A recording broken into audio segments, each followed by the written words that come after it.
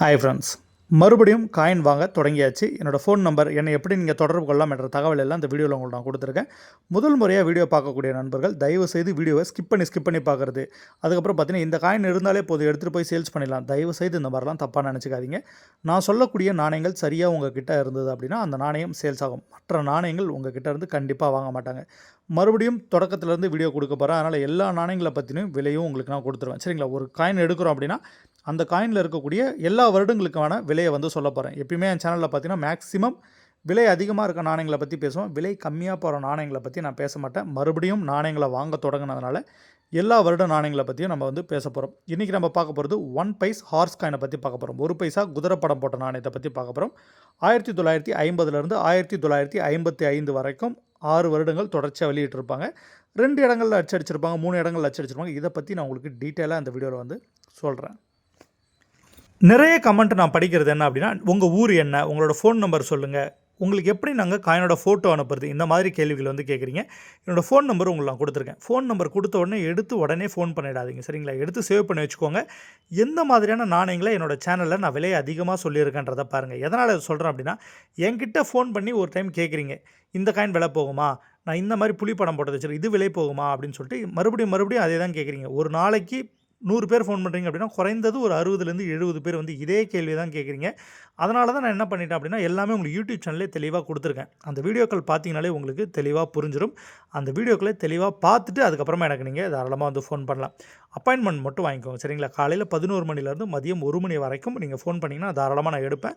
எடுத்து எந்த இடத்துக்கு வரணும், எந்த டைமிங்கில் வரணும் அப்படின்றத நான் உங்ககிட்ட கன்ஃபார்ம் பண்ணிப்பேன். நான் கேட்கக்கூடிய முதல் கேள்வி எதாக தான் இருக்கும், வீடியோ செக் பண்ணிட்டீங்களா, ரேர் காயினாக வச்சுருக்கீங்களா அப்படின்னு சொல்லிட்டு கேட்பேன். நீங்கள் ஆமான்னு சொன்னீங்கன்னா நீங்கள் சொல்கிறத வச்சு தான் நான் உங்களை வர சொல்வேன். ஒருவேளை உங்களுக்கு ஃபோட்டோ அனுப்பணும்னு விருப்பப்பட்டீங்க அப்படின்னா எனக்கு இன்ஸ்டாகிராமில் அனுப்பிவிடுங்க. சரிங்களா? இன்ஸ்டாகிராமில் ஜாய் கலெக்ஷன் 03ன்னு இருக்கும். புகைப்படங்கள் பார்க்குறது கொஞ்சம் கஷ்டமான வேலை. ஏன்னா பிஸ்னஸ் பார்க்க ஆரம்பிச்சுனால கஸ்டமர் அட்டன் பண்ணணும், திருப்பி அந்த பொருட்களை வியாபாரம் பண்ணணும். அதனால் அதில் கொஞ்சம் கஷ்டமாக இருக்கும். இருந்தாலும் அனுப்பிவிடுங்க. நான் ஃப்ரீயாக இருக்க சமயங்களில் கண்டிப்பாக பார்த்துட்டு ரிப்ளை பண்ணுறேன். ஒருவேளை உங்களோட ஃபோட்டோவை நான் பார்த்துருக்கேன், ஆனால் எதுவும் நான் ரிப்ளை பண்ணாமல் இருக்குது அப்படின்னா அந்த நாணயங்கள் விலை போகாதுன்னு அர்த்தம். சரிங்களா? இதையும் கொஞ்சம் ஞாபகம் வச்சுக்கோங்க. அடுத்த விஷயம், நீங்கள் காயின் வாங்க விருப்பப்படுறீங்க அப்படின்னா joycollections.in அப்படின்னு சொல்லிட்டு நம்மளோட வெப்சைட் இருக்கும். வெப்சைட்டில் போய்ட்டு நீங்கள் தாராளமாக காயின்ஸை வந்து பர்ச்சேஸ் பண்ணிக்கலாம். ஸோ கான்டாக்ட் டீட்டெயில்ஸ் எல்லாம் கொடுத்துருக்கேன். கொஞ்சம் பார்த்து பண்ணுங்கள். ஒரேடியாக ஃபோன் பண்ணி என்னை வேலையை முடிச்சு விட்றாதீங்க. சரிங்களா? ஒரு காயினை நீங்கள் மார்க்கெட்டில் சேல்ஸ் பண்ண போகிறீங்க அப்படின்னா 3 விஷயங்கள் உங்களுக்கு கண்டிப்பாக தெரிஞ்சிருக்கணும். முதல் விஷயம், எந்த வருஷத்தில் காயினை அச்சடித்தாங்க. இது பார்த்த உடனே ஈஸியாக நீங்கள் கண்டுபிடிச்சிடுவீங்க. ரெண்டாவது விஷயம், எந்த இடத்துல அச்சடித்தாங்க, மின்ட் மார்க் அப்படின்னு சொல்லுவோம். சரிங்களா? நம்மளுக்கு எப்படி இனிஷியலோ அந்த மாதிரி காயினுக்கு அந்த வருஷத்துக்கு கீழே ஒரு குறியீடு கொடுத்துருப்பாங்க, இனிஷியல் மாதிரின்னு வச்சுக்கோங்களேன். அந்த மின்ட் மார்க் என்றது ரொம்ப முக்கியம். சரிங்களா? காயினோட மார்க்கெட் ரேட்டை நிர்ணயம் பண்ணுறதுல மிக முக்கிய பங்கு வகிக்கிறது இந்த மின்ட் மார்க் என்றது தான். இது புதுசாக பார்க்குறவங்களுக்கு தெரியாது. இதையும் நான் உங்களுக்கு இதே வீடியோவில் கொடுத்துருக்கேன். கொஞ்சம் தெளிவாக அதை கவனிச்சுக்கோங்க. மூணாவது விஷயம், காயினுடைய கண்டிஷன். சரிங்களா? காயின் புதுசாக இருக்கா, பழசாக இருக்கா, இந்த மாதிரி சொல்லிட்டு இதை வந்து பார்த்தீங்கன்னா ஒரு 5 கேட்டகரியாக பிரிக்கலாம். ஸோ இந்த 5 கேட்டகரியை பொறுத்து அந்த விலையும் உங்களுக்கு மாறுபடும். அப்போ 3 விஷயங்கள் சொல்லியிருக்கேன். முதல் விஷயம் வருஷம், அது ஈஸியாக கண்டுபிடிச்சிருவீங்க. ரெண்டாவது மின்ட் மார்க் தெரியணும். மூணாவது விஷயம் காயினுடைய கண்டிஷனை பற்றி உங்களுக்கு தெரியணும். மின்ட் மார்க்ன்றது வருஷத்துக்கு கீழே பார்க்கணும். சரிங்களா? வருஷத்துக்கு கீழே பார்த்தீங்கன்னா சின்னதாக ஒரு குறியீடு கொடுத்துருப்பாங்க. இதை தான் மின்ட் மார்க் அப்படின்னு சொல்லுவோம்.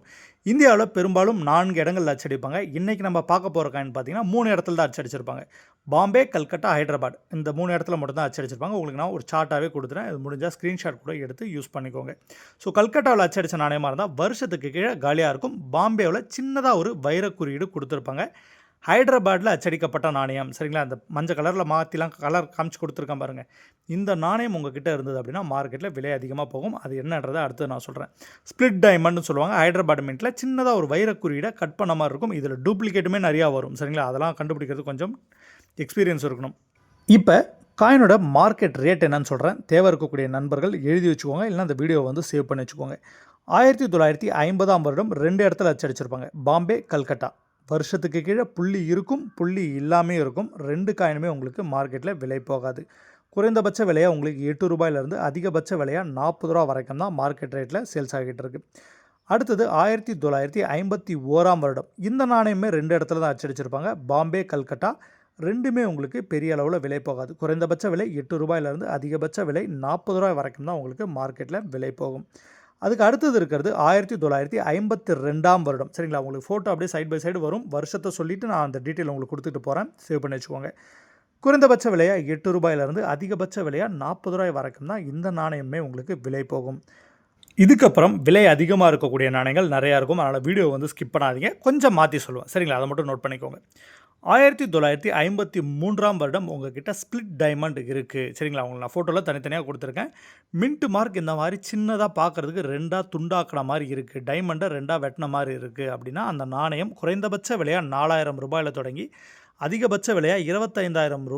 30,000 வரைக்கும் ரொம்ப சுலபமாக நீங்கள் வியாபாரம் பண்ணலாம். காயினோட கண்டிஷன் ரொம்ப முக்கியம். இந்த 4000ன்றது ரொம்ப டேமேஜாக இருக்குது, ஒடுக்காயெல்லாம் இருக்குன்னா அந்த 4000மே உங்களுக்கு கிடைக்காது, கம்மியாக போகும். ஓரளவுக்கு நல்ல கண்டிஷனாக வச்சுருக்கீங்க அப்படின்னா 4000லேருந்து அதிகபட்சம் ரூ. 30,000 வரைக்கும் உங்களால் வியாபாரம் பண்ண முடியும்.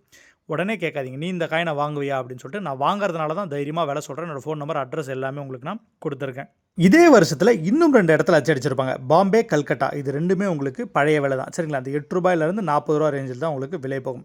நல்லா ஞாபகம் வச்சுக்கோங்க, 1953 தான் 3 நாணயத்தையும் அச்சடிச்சிருக்காங்க. ஹைதராபாத்தில் இருக்க நாணயம் மட்டும் உங்களுக்கு மார்க்கெட்டில் விலை அதிகம். எதனால் விலை அதிகம்னா, காயினை அச்சடித்த எண்ணிக்கை குறைவான எண்ணிக்கையில் அச்சடிச்சிருப்பாங்க, கையில் கிடைக்காது. அதனால் இந்த காயினுக்கு மார்க்கெட்டில் விலை அதிகமாக போகும்.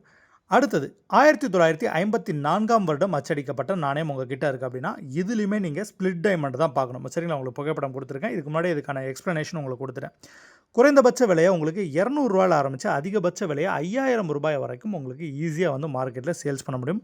காயினோட கண்டிஷன் ரொம்ப ரொம்ப முக்கியம். இதுலேயுமே பார்த்தீங்கன்னா பாம்பே, கல்கட்டா இன்னும் 2 இடத்துல அச்சடிச்சிருப்பாங்க.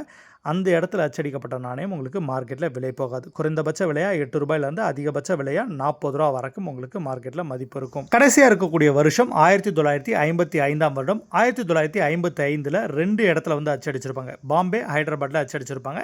நான் உங்களுக்கு ஃபோட்டோலேயே கொடுத்துட்டேன். ஹைதராபாத்தில் அச்சடிக்கப்பட்ட நாணயமாக இருந்தால் உங்களுக்கு மார்க்கெட்டில் விலை அதிகம். ஹைதராபாத் மின்ட் அப்படின்னா ஸ்பிளிட் டைமண்டில் கொடுத்துருப்பாங்க, டைமண்டை 2ஆக கட் பண்ண மாதிரி. குறைந்தபட்ச விலையாக ரூ. 400 அதிகபட்ச விலையாக ரூ. 5,000 ரூ. வரைக்கும் உங்களுக்கு மார்க்கெட்டில் மதிப்பு இருக்கும். பாம்பேவில் அச்சடிக்கப்பட்டிருக்கு, வருஷத்துக்கு கீழே வெறுமையாக புள்ளி மட்டும்தான் இருக்குது அப்படின்னா அந்த நாணயம் உங்களுக்கு மார்க்கெட்டில் விலை போகாது. ரொம்ப கம்மியான விலை தான். அதே இது ரூ. 8லேருந்து ரூ. 40 சொல்லணும் இல்லையா, அதே விலை தான் உங்களுக்கு போகும். நான் சொல்லக்கூடிய நாணயங்கள் மட்டும்தான் உங்களால் மார்க்கெட்டில் வியாபாரம் பண்ண முடியும். மார்க்கெட்டை விட்டுருங்க, என்கிட்ட எடுத்துகிட்டு வரும்போது நான் சொன்ன காயின் கரெக்டாக இருந்தாலும் மட்டும்தான் உங்கள் கிட்டே இருந்து வாங்குவேன். அதே மாதிரி இந்த காயினில் டூப்ளிகேட் ரொம்ப ஈஸியாக ரெடி பண்ணிவிடுவாங்க. அந்த நடுவில் இருக்கிறத ஒரு உளியை வச்சு தட்டினாலே டூப்ளிகேட் வந்துடும். அதனால் வெளியே பெரும்பாலும் வாங்கி வியாபாரம் பண்ணணும்னு நினைக்கிறத அவாய்ட் பண்ணிவிடுங்க சரிங்களா. நல்ல டீலராக இருக்காங்க, நல்ல பழக்கமான டீலரு, கரெக்டான காயின் கொடுப்பாங்கன்னா வாங்கி வியாபாரம் பண்ண முயற்சி செய்யுங்க. இந்த ரோட் சைட்லாம் வச்சு விற்பாங்க சரிங்களா, அவங்கக்கிட்ட வாங்கும்போது கொஞ்சம் கவனமாக இருங்க. கண்டுபிடிக்கிறது கொஞ்சம் கஷ்டமாக இருக்கும் சரிங்களா. இப்போ நான்லாம் ஈஸியாக கண்டுபிடிச்சிடுவேன். புதுசாக பார்க்குறீங்க அப்படின்னா கண்டுபிடிக்கிறது கொஞ்சம் உங்களுக்கு கஷ்டமாக இருக்கும். 3 நாணயங்கள் சொல்லியிருக்கேன். 1953, 54, 55ல் உங்களுக்கு ஸ்பிளிட் டைமண்ட் உங்களுக்கு நான் ஃபோட்டோவில் கொடுத்துருக்கேன் சிவப்பு கலரில். இந்த மாதிரி மின்ட் மார்க்கை 2ஆ துண்டாக கட் பண்ண மாதிரி இருக்கும். இந்த 3 நாணயங்கள் மட்டும்தான் இந்த குதிரை படம் போட்ட 1 பைசாவில் விலை அதிகமாக போகும். மற்ற நாணயங்கள் உங்களுக்கு மார்க்கெட்டில் பெரிய அளவில் விலை கிடைக்காது. வீடியோ உங்களுக்கு யூஸ்ஃபுல்லாக இருந்தோன்னு நினைக்கிறேன். இதே மாதிரி வீடியோவை ஃபர்தராக போடலாமா, இல்லைனா எப்பயும் போல் நம்ம விலை சொல்லிட்டு போவோம் இல்லையா, அந்த மாதிரி டக்குன்னு விலை சொல்லிட்டு போயிடலாமான்றதை நீங்கள் கமெண்ட் பண்ணுங்கள். முடிஞ்சால் எனக்கு கொஞ்சம் யூஸ்ஃபுல்லாக இருக்கும். எனக்கு சிம்பிளாக முடிச்சுட்டு போகிறது ஈஸியாக இருக்கும். இது கொஞ்சம் கஷ்டமாக இருக்குது பேசுகிறதுக்கு. உங்களோட விருப்பம் என்னன்னு சொல்லுங்கள், அதுக்கேற்ற மாதிரி நம்ம வீடியோ போடலாம். இந்த வீடியோ உங்களுக்கு பிடிச்சிருந்தால் லைக் பண்ணுங்கள், ஷேர் பண்ணுங்கள், சேனலை சப்ஸ்கிரைப் பண்ணி வச்சுக்கோங்க. தேங்க்யூ.